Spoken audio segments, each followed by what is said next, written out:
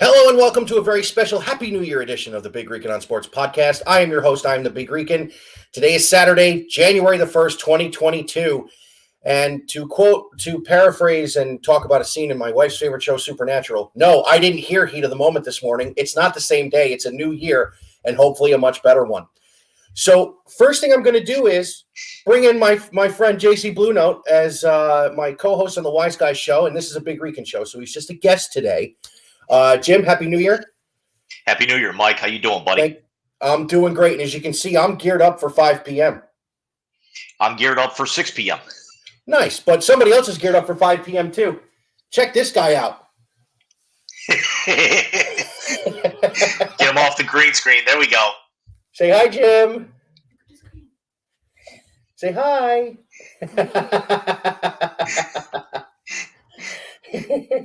Cameras and flashing lights, and I'm up way too early. He was up at 7. Hey, go Bucks! But Bobby's going to go watch Mickey Mouse Clubhouse, so we're going to let Mommy take him. Bye, Jim. So for those who are just listening to this, we had Bobby on, and he's got Go Buckeyes all over him already, as it is the 1st of January, and the granddaddy of them all kicks off at 5 p.m. today from Pasadena, California, where the Utah Utes, the champions of the Pac-12, will face off against the Big Ten East co-champion Ohio State Buckeyes. Yes, that is sad for me to say, but whatever. I've already taken my beating for that. And speaking of beatings, can we get to the Orange Bowl? So you think. Speaking of beatings, can we get to the Orange Bowl now, please? Fire away. It's a truth be told, when you messaged me just after midnight last night, we both agreed that we did not watch the game, so we're kind of going off of highlights and everything. We didn't really watch either, but I've got enough highlights that I crammed in after you texted me this morning, and I think I got enough where we can go. You know what kind of day it's going to be when I'm still doing the Dunkin' at noontime. I'm actually jealous. My Keurig overflowed this morning. Didn't actually run my Tim. It didn't run my Tim Hortons through, and it's what a way to kick off the new year with a little bit of Tim Hortons, which blows Dunkin' out of the water. And I was about ready to kill somebody. I'm not close enough to Canada to get Tim Hortons, so there's you got them all over New York, but but a lot of them are like kind of fixated way around upstate. It's way upstate. So I don't either. I got to order out. Nice. So I got to tell you, I love the background. Thank you again. I've used it a few times on the Big Rican Baseball show with Willie and Alex, which was a lot of fun. Listen, we're going to get you on with Willie and them again, and we're all going to be on there because we'd go forever. Yeah, that's when we should probably start mid-afternoon or early evening and then just go until whenever. Yeah, exactly. I'll have to have the family go somewhere for the weekend. It'll be like King of the Mountain. Last guy not to fall asleep wins. I'm screwed. So, in all seriousness, let's get to the Orange Bowl, and I want to go there first because I have a hot take for 2021 that not many people are going to like, but I think is going to happen. And let's start with the absolute domination that was the Georgia Bulldogs winning that game and setting themselves up for the second time in, 4 years? Yep. To play Alabama in the national championship game. But this time it's above Mason-Dixon, and I hope they keep the Peyton Manning Dome nice and cool for those Southern teams in the national championship game. But listen, let me get your reaction first. Going in, I honestly thought Michigan had a better shot at this game with the way they played against Iowa and Ohio State, for that matter. And really, ever since the Michigan State game, the way their front had dominated both on the offensive and defensive side of the ball. What was your takeaway from the highlight packages you saw, and what do you see that Georgia did differently than in the SEC championship game? Honestly, I think the Dogs were out to basically prove a point last night. They had the one slip up against Alabama. It's been 4 weeks at that point. Sam Bennett basically made a living last night of the DBs biting on every one of his reads, whether they were play action or checkdowns, all night long. It's every highlight I saw the 10-minute ESPN package. I saw other sites like Highlight Heaven that actually do 20-minute packages, and every single one, Sam Bennett could do whatever the hell he wanted to with the balls because in Michigan they would get penetration, but their DBs were biting all night. Yeah, and I said this when we previewed the game a few weeks ago, over a month ago now. I thought that their front was their strength, but their defensive backs could be taken advantage of. And C.J. Stroud threw for almost 300 yards with that tremendous pass rush in his face. I was more shocked at the final score. I thought Michigan's defense would put up a fight against an offense that, let's be honest, all year underwhelmed a lot of people. Georgia really relied on their defense to win those games. Scheme-wise, was it just the play action they were betting on, or was Georgia doing something different that other teams haven't done? Not from what I could see. It was basically just Georgia going out and kind of putting the, realizing now that they've got a fresh slate now. It was one loss, and it actually occurred in such a late game in the season that they knew that they had a perfect opportunity to be able to hit the refresh button, and it wouldn't kill their chances at a national title. And now they're 8 days away from a shot at it. Okay, yeah. And my takeaway from the limited stuff I saw was really Georgia flipped the script on Michigan from what they did since the Michigan State game. They dominated the line of scrimmage on both sides of the ball. Michigan's great rushing attack, which we saw on full display in Ann Arbor the last Saturday in November, was really non-existent. And they ran the ball well against Iowa too, but it was really non-existent. And they made what's the quarterback's name? Cade McNamara. They made McNamara try and beat him. And as I've said this before, McNamara's not the kind of quarterback that can go out and beat you. I will say this: McNamara, except for the 2 interceptions, which were one of them was really bad with an overthrow. When McNamara actually had time, McNamara was making some pretty good throws last night. I'm not saying it would have been enough to win, but it was the fact that Michigan. It wasn't that they were spooked by the moments of finally getting there for the first time since the CFP began.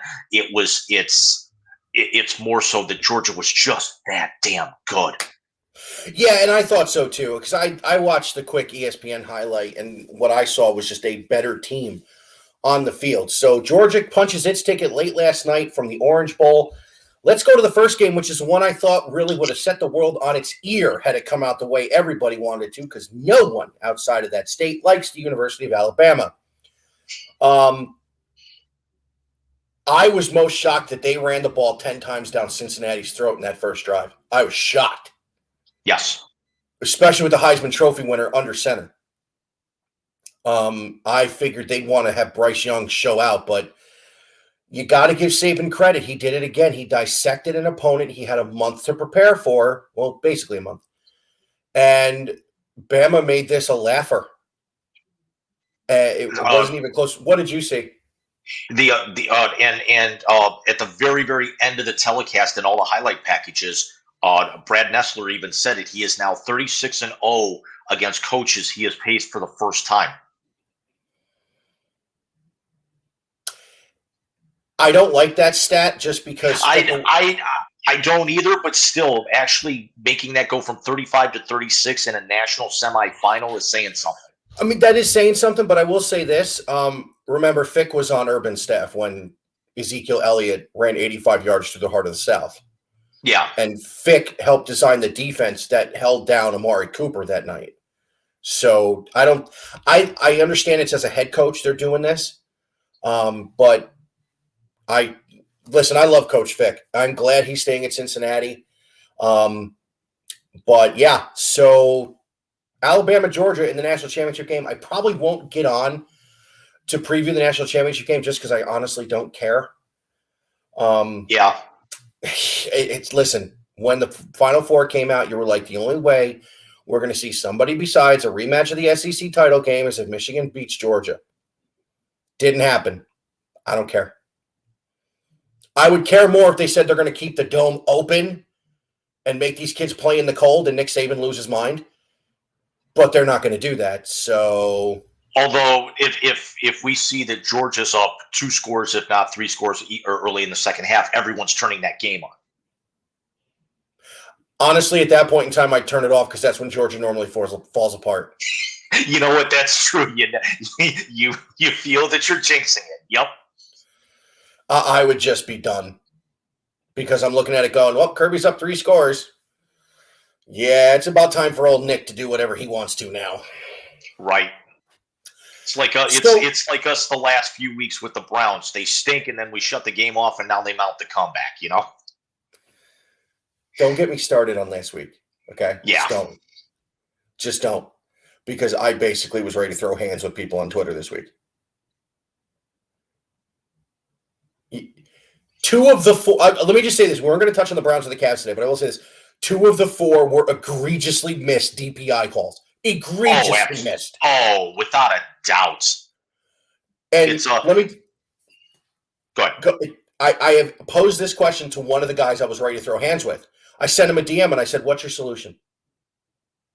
What's your solution?" Because guess what? Russell Wilson's been nothing without the Legion of Boom and Marshawn Lynch. And Aaron Rodgers ain't coming here.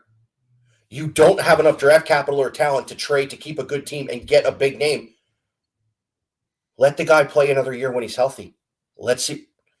2 years he was healthy. He's breaking records and getting into the playoffs.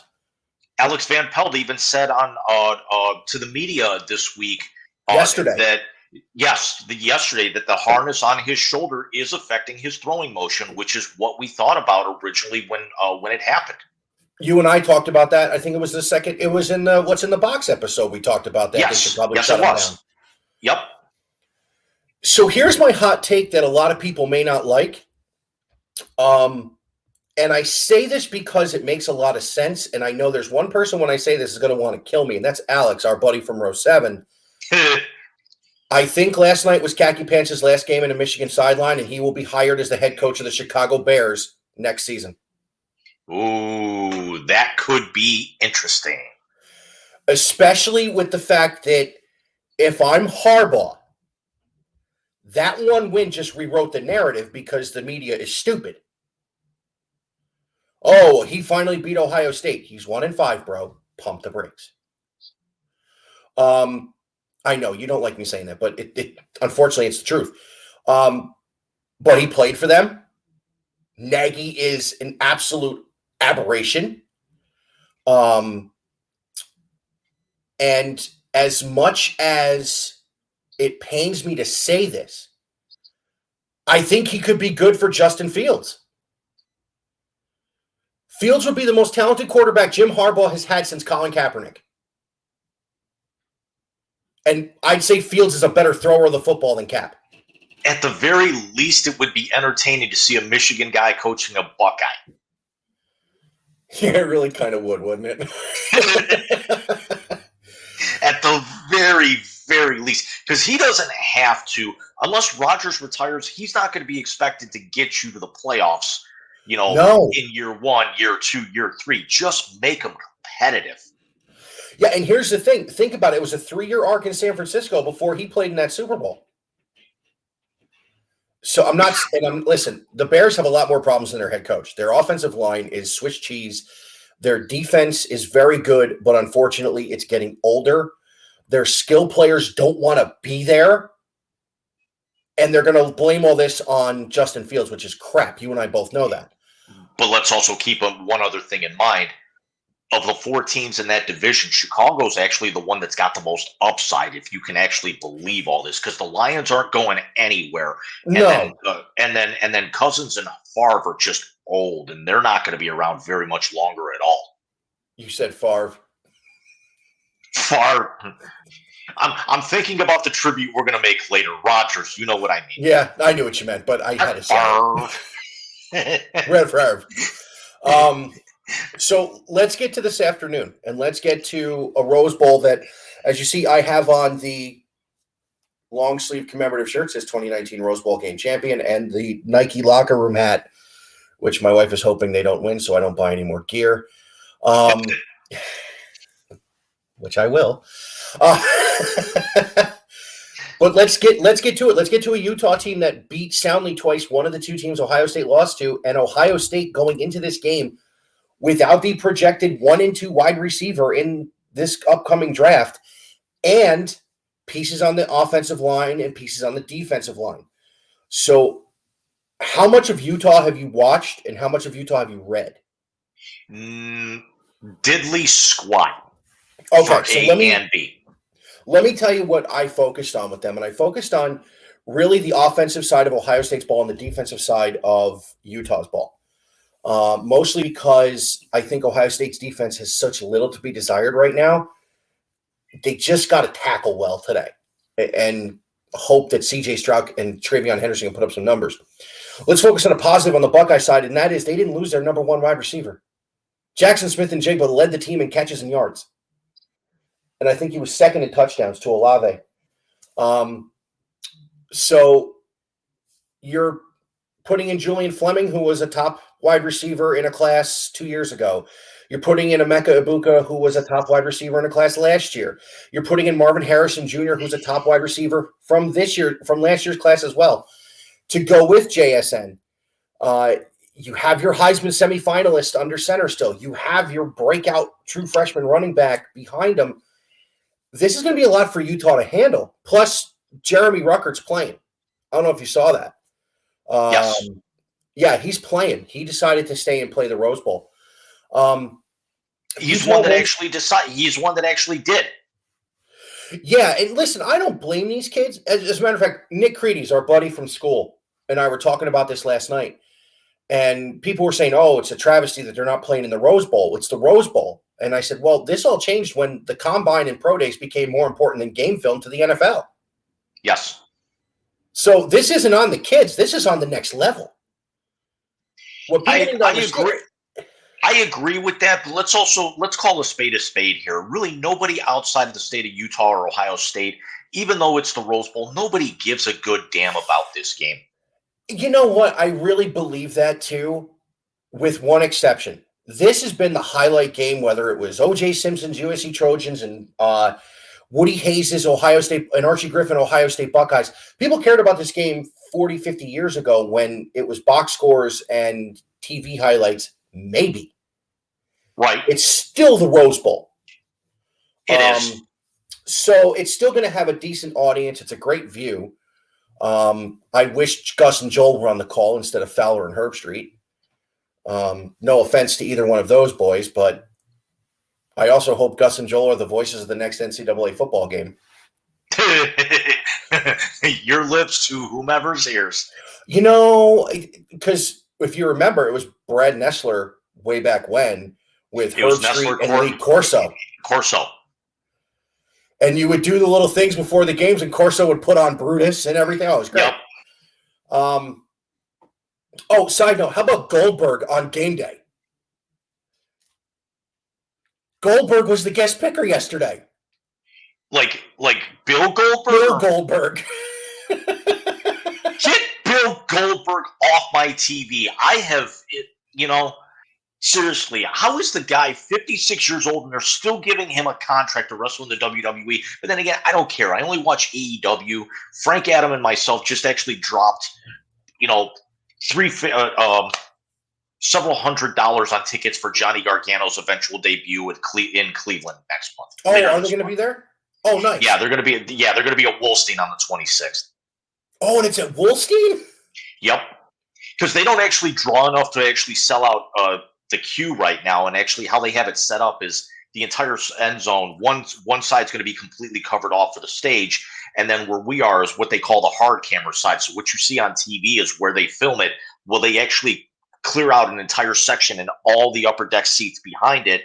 And then like the other sections around are like at limited capacity. So we're on that side, and then they're only going to, from what you're going to be able to see of the packed house, it's like everyone on the opposite side and end zone in the upper deck. So it's 14,000 people, but they're going to cut it down to where it's only like maybe 7,000 or 8,000 people are there, but it's going to look sold out. That's how you do it with the camera. Yep. So here we are against, listen, Utah's a legit team. They run the ball well. They run a 4-2-5 on the defense, and they're nasty. And it's not like they're nasty as in they're good. They're just nasty. Yeah. I mean, they will rip your face off. And a lot of this is Utah. They got sick and tired of actually playing little brother once they joined that conference, and they just decided to just start stepping up and punching people in the mouth. Do you blame them? No, not at all. I would say this. I think they're the closest thing to a Big Ten team in the Pac-12. Very much so, because they play in higher altitudes, they play in colder weather, and any of the other teams out there, like Washington, Washington State, Oregon, they're not getting snow the way that and cold weather. They're getting a lot of rain or freezing rain, but but again, yeah, you're right. It's you have to be big and bruising, and the big hosses on the front on the O and D lines in the trenches. That's actually how you build a program. Yeah, and of course they're bringing guys in from the islands to play offensive and defensive line at these schools on the West Coast. Yep. So it's there's a Samoan presence which is great for pass blocking, but believe it or not, they run the ball better than they throw the ball from what I was reading. So I don't want to seem like I came in unprepared to talk about my team's game, but it's Utah. It's a West Coast team. It's not one of the well-known West Coast teams. When they went in a couple years ago against Washington, we knew who Jake Browning was because he had led Washington to the playoff a couple years earlier. We knew he was a senior coming in. He was a what have you. But this is a different Ohio State team that's going out there. Remember, it was 3 years ago today that Urban Meyer handed Ryan Day the whistle and introduced him to the team as the 25th head coach in Ohio State history. So I think Day is putting a little bit more on this one. I think the team as a whole is pissed off after what happened in Ann Arbor at the end of November and the fact that they could have gone in and beaten Iowa, won a 5th consecutive Big Ten title, and played last night, and probably would have played Georgia last night as opposed to Michigan. So yeah, I'm not going to make the joke about what time Ohio State played last night. Oh wait, I just did. That's okay. I had to get one in. Yeah, I know. I made it too. Someone said to me, "Oh, Michigan didn't show up." I said, "Yeah, well, Ohio State was supposed to play tomorrow." But hey, I told you, give me a Rose Bowl win and momentum in the next season, and I'd be okay. And I will be, because God willing, there's a lot of credence to that. Yep. They weren't going to win for the next 100 years in a row. Wasn't going to happen. So let me ask you this question: is this a must-win for Ryan Day? I can't see how it's not. It's because if he loses this game, he'll have had 3 marquee games against legit playoff borderline deserving teams, and he'll have come up short in all 3. You mean this season? Yes. Okay. When you put it that way, because if Oregon had not crapped the bed twice, they'd actually been playing last. They'd have been playing last night. If they actually would have handled their business against Michigan, Ohio State would have been playing last night. Instead, they're not. They're playing today. And if Utah actually hadn't had an upset earlier in the year, they could have actually made an argument to get in. No, and I agree with you. And I don't want to think it's a must-win for Ryan Day, but when you shape the argument that way, I can see why you would think it is. I honestly can. Where I think it's a must-win for Ryan Day is let's see what his new defensive coordinator is going to do. Because he's on staff already. He's not with Oklahoma. He wasn't with Oklahoma State. He's there. Mm-hmm. Here's one for you with ties to this game. He offered the new head coach at Notre Dame the job first, right? Who was that? The coordinator? Yeah, the guy who took over for Brian. Oh, okay. I thought you meant Ryan Day. It's like, wait, what? No, for Marcus Freeman, who is a Buckeye. He played for Jim Tressel. But Ryan Day offered him he was offered a very lucrative deal to come be the defensive coordinator at Ohio State. And of course, Notre Dame says, hey, be our head coach. No brainer. DC, marquee head coach. It's not really a question. Right. So let's go a little long ball in tonight's game. And I'm going to ask this question, and you're somebody who's neutral in this because you don't like Ohio State, but you actually understand it and respect it. If they come up short, is Ryan Day in the hot seat? I don't think so unless they get blown out. Because you actually mentioned the guys who opted out. I'm sorry. It's you actually, a lot of the national narrative and what you mentioned earlier is you actually have these guys putting more emphasis on pro day. I'm sorry. Garrett Wilson, Chris Olave, Nicholas Petit, Frere, and Haskell Garrett. Haskell Garrett. They quit. They quit on their team. They took their Yeah. ball and they went home, just like both of the Bosas did a few years ago. They quit on their team. Well, hold on. Joey Bosa played in his final game. He just got thrown out. And he got thrown out early because he got thrown out early because they obviously didn't care. It was a garbage targeting call. Because he put his team in that kind of position that early in the game. True. That's true. And of course, Nick was coming off the surgery from the injury he sustained against TCU, but he could have played, and he decided to walk away. No, I get you, and I think I'm going to quote Jim Rome here. It's and just like what Nate Diaz did, a few months ago in his fight, when the going got tough, quit. Yeah, I don't think it's about going got tough. Olave, Nick had said to me, I can't believe Garrett Wilson and Olave didn't want to play in the Rose Bowl, and I reminded him Olave caught a touchdown in the Rose Bowl a few years ago. So at least from that perspective, he's a senior. It's like, all right, whatever. I don't like it either. I understand it, but I don't like it either.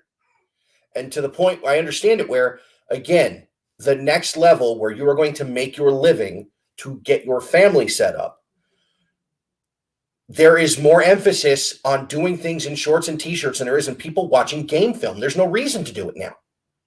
I'm going to have a hot take here myself, is that if you opt out of your team's bowl game, you should not be able to hold a private practice. You actually should have to go to the combine. I would say this. If you opt out of your team's bowl game, you shouldn't be allowed to use their facility to hold your pro day. Completely agree. Bill your damn self. Exactly. Be like Terrell Owens doing sit-ups in your driveway. Please don't compare these two young guys to T.O. He knew what he was doing. but you get the analogy. I do get the analogy. I do. Are we talking one of those two can end up in a Browns uniform, though? Depending on what happens in the next 2 weeks? If they're picking middle of the first round, if they don't win out, it's entirely possible. Which one? I feel a little bit. I probably want Garrett Wilson because he's got a little bit more size. Okay. See, I'd want Olave because he's a better route runner. Yeah, but the thing is that if the Browns re-sign Hollywood Higgins, and then especially with all their tight ends, they have the route runners, they have the underneath guys, your Wes Welker, type receivers. They don't have, I can't believe I'm bringing his name up. They don't have an OBJ who's a 6'3" guy who can stretch the field. They didn't have a 6'3" guy named OBJ who could stretch the field when he was there.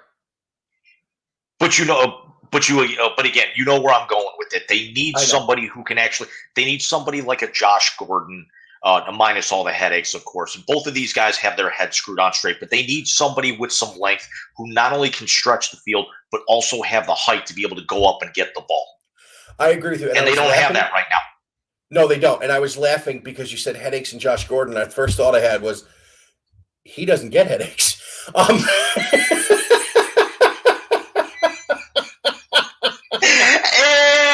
punt. I'm sorry. I couldn't help it. White flag. That might be a yellow flag on that one. That was wrong of me to say. Oh man, what'd you do? That wasn't a white flag. That was my $5 off Target coupon. Oh, keep that. That's like gold, man. Yeah, I was just gonna say that's gold, platinum, or whatever precious metal you want to call it. Absolutely. So let's get to a score prediction, and I'm not asking for a score prediction as in who's going to win, because I think Ohio State is just too much.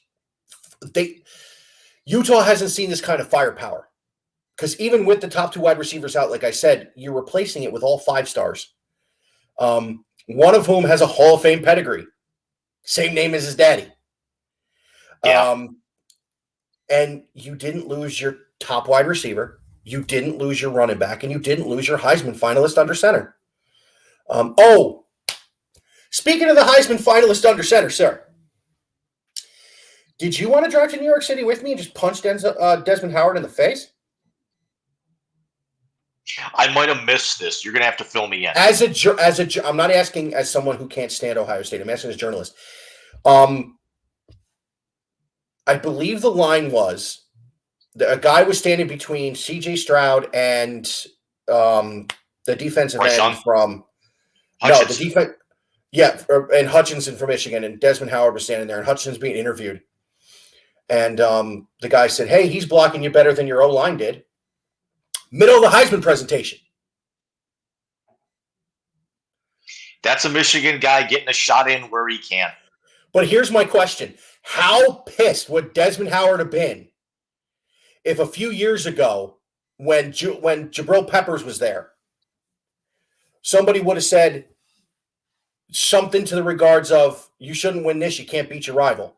If Herb Street would have said something like that.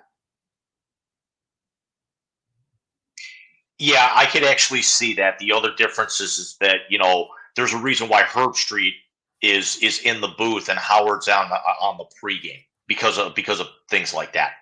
Because he's a class act and Desmond Howard's a joke. Yeah, and Herb Street was a quarterback that I admired when I grew up a Buckeye fan. Remember, I didn't stop being a Buckeye fan until the 2007 title game against Florida. No, I know. You should come back. It's different now. It really is. Let me tell you.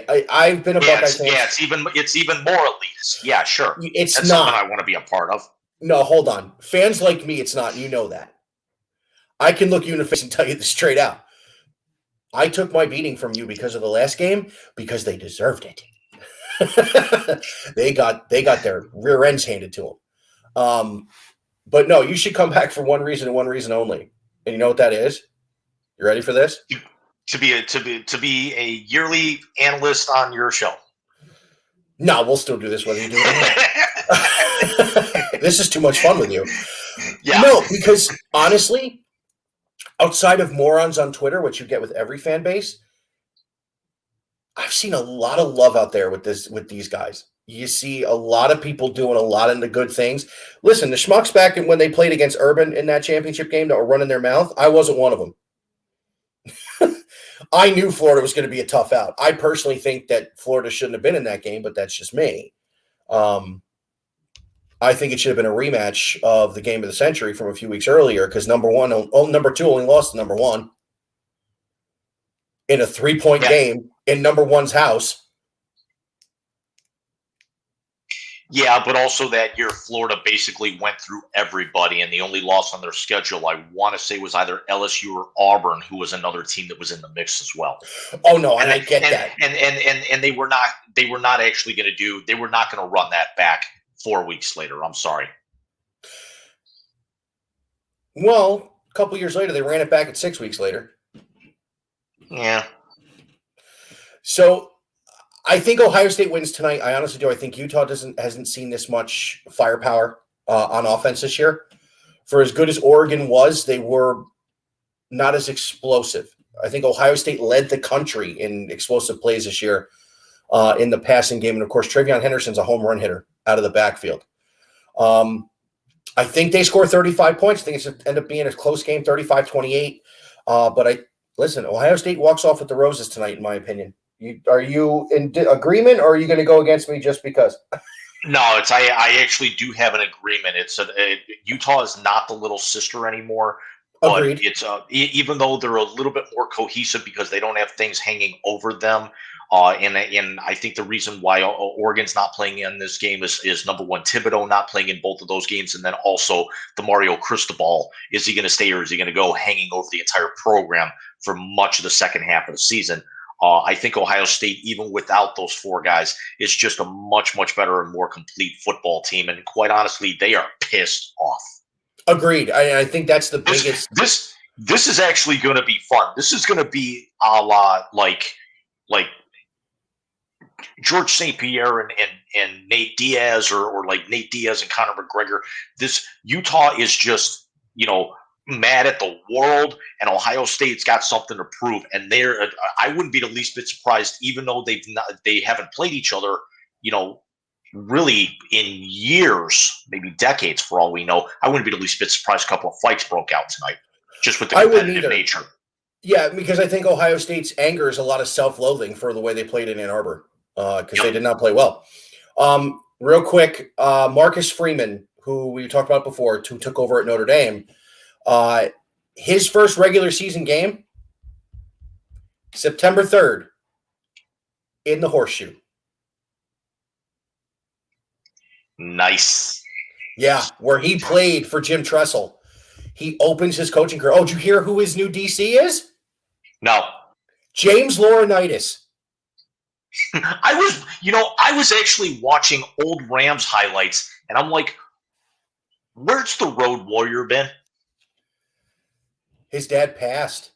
Yeah, his dad actually passed middle of last year. Yep. And I got to tell you, my favorite Joe Laurinaitis moment is he was walking into Michigan Stadium, from what I heard, when James was playing there. And someone actually tried to dress up a pair of shoulder pads like the Road Warriors in Michigan blue and yellow, and he kind of looked at him, they took him off.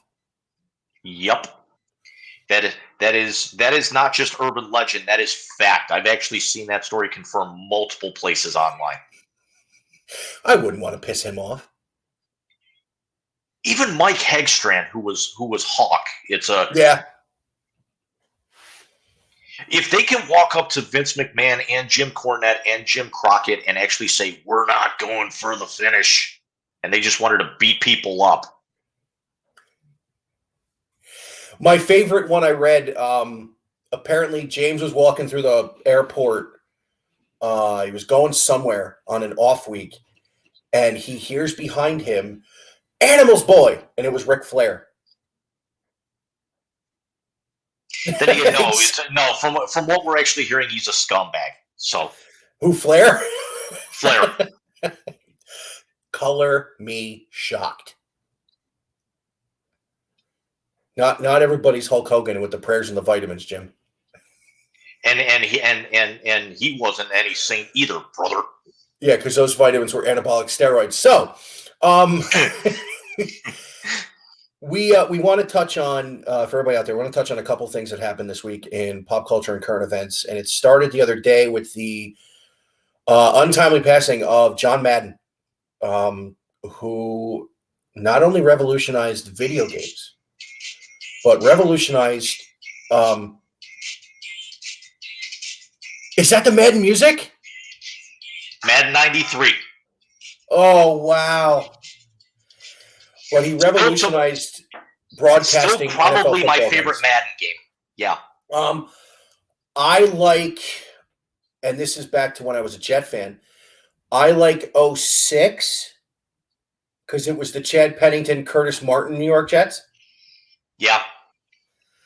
Although I haven't played a Madden game since it was back on PS2, and I think Jamal Lewis was on the cover. I don't even think I own the Peyton Hillis game. It's too technical anymore, you know.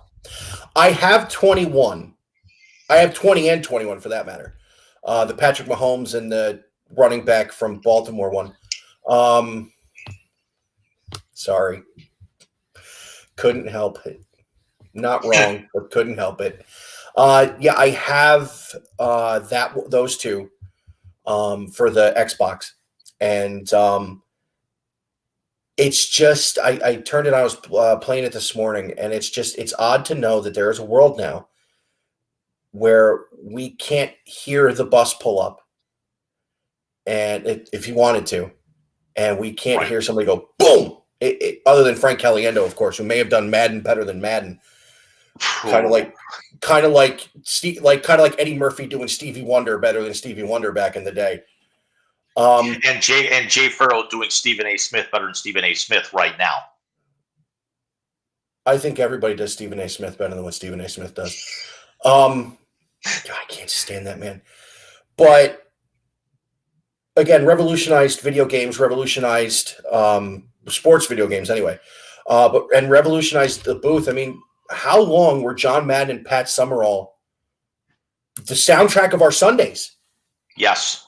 It's, both guys who had playing careers and then really didn't do anything until after they hung up their cleats. It's, Pat Summerall was a very good player, back in his heyday. I think Madden only played maybe a year or two and then, had to retire. and everything from injuries or something like that. But it was something where they were the reason, and I touched on this somewhere earlier. I think I actually left it in a Facebook comment for some tribute or compilation. Is us being on the East Coast, we always got treated to it was the NBC games when we were younger. Now it was CBS, and then the reason why you flipped over to Fox in the '90s, and then back then, if you remember, it was CBS actually had the NFC back in the '80s and early '90s, and Yes. it was because of Summerall and Madden. Because even though it was the same teams you would see every single week and got sick of, it was always the Niners, the Packers, and the Cowboys, and the Vikings for a while. But you tuned in just to be able to see, just to be able to listen to them, regardless of what the outcome of the game was. And listen, I enjoyed him with Al Michaels on Monday Night Football as well after Pat Summerall retired. But not for nothing, Jim, as much as Coach Madden was big in everybody's lives, I think what happened yesterday kind of hit me harder than I thought it was gonna. Yes, 2021 just had to get one more. Oh, and it had to be that one. Yeah. So, of course, we lost Betty White yesterday. And I know you're listening to a sports show, and you're like, why are these two talking about Betty White? For one reason.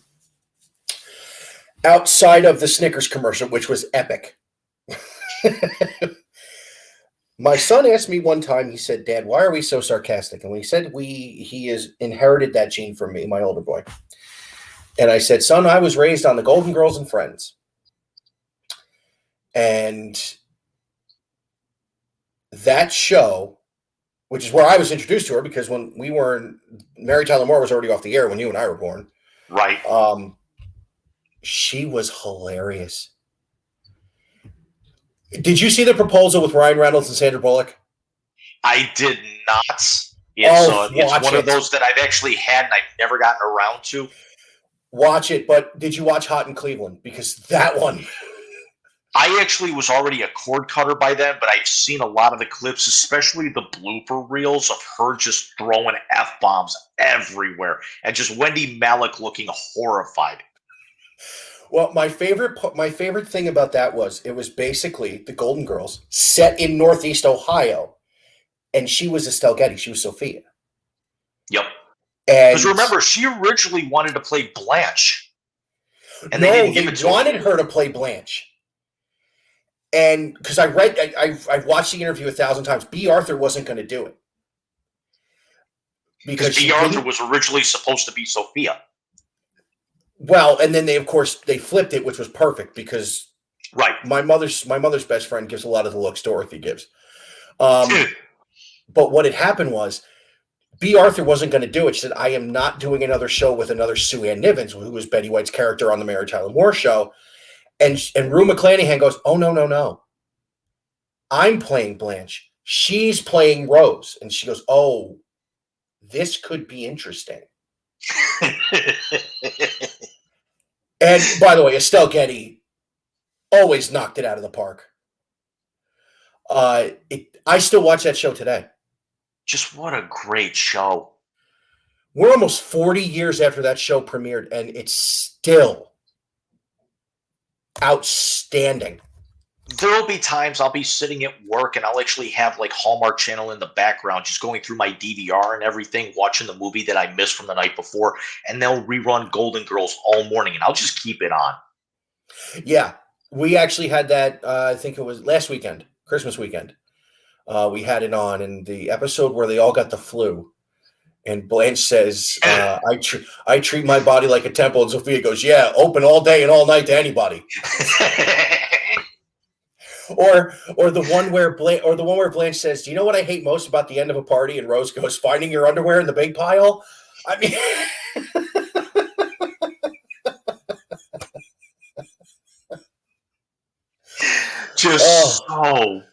it's just so good. And it was great.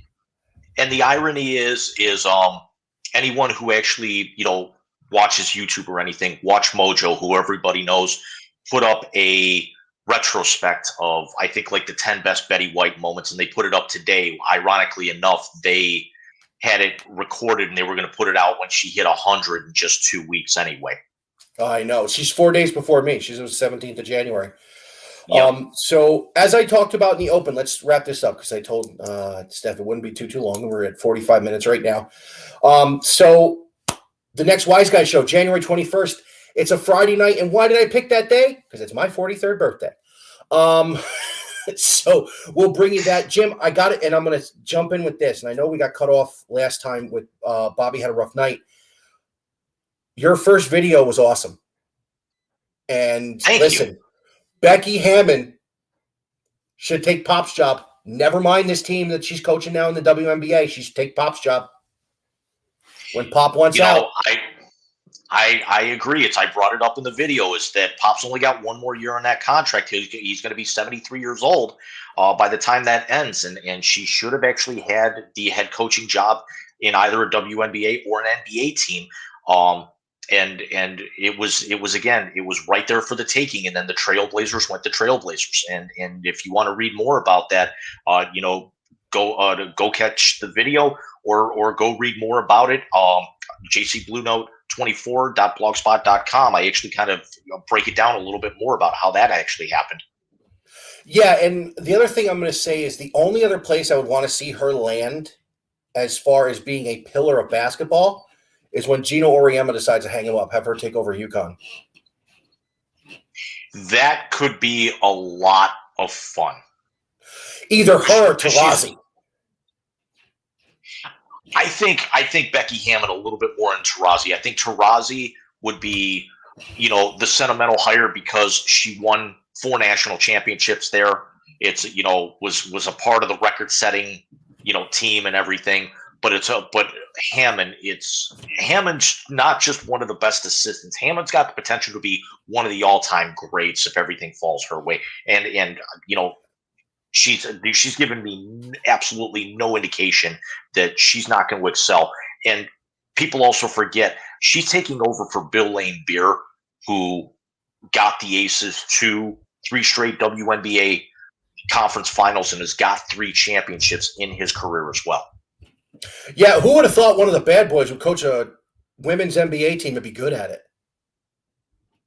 Remember, Michael Cooper won 3 or 4 titles either with the Sparks or the Comet.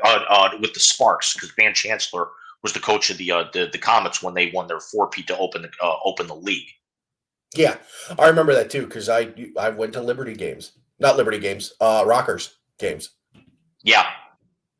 Liberty was here in New York. So listen, we're going to wrap it up here. Jim, thank you so much for hopping on last minute. I was going to do this the other night, and then we just couldn't get it done. And Tone, if you listen, buddy, you and I are going to get something done on a recap of the college football season once the national championship game's over. And Jim, I will talk to you as I do most days, and I will see you on the 21st of January for Wise Guys Sports episode 4 or 5. Officially 4. If you want to throw the high school reunion in there, I want to say it's 5. Let's say 5. Just because we'll have the playoffs in full swing. We'll actually be able to figure out what the hell's going on with the Cavaliers right now. Injuries and fatigue, but we'll talk about the Cavaliers. We will also we will also do this. So you're going to do some baseball with me because we're going to talk about the Hall of Fame ballots, which come out next week. The Hall of Fame class of 2022 for Cooperstown. So for JC Bluno, I'm Big Rican signing off. As always, Big Rican can be found here on YouTube, Google, Spotify, Anchor, Breaker, Pocket Cast, Radio Public, and just ask Alexa to play Big Rican. I will see you guys next week. I'll have a show of my own, and we'll see Jim back on the 21st. Buddy, Happy New Year. We'll talk to you soon. Happy New Year, Mike. Have a good one.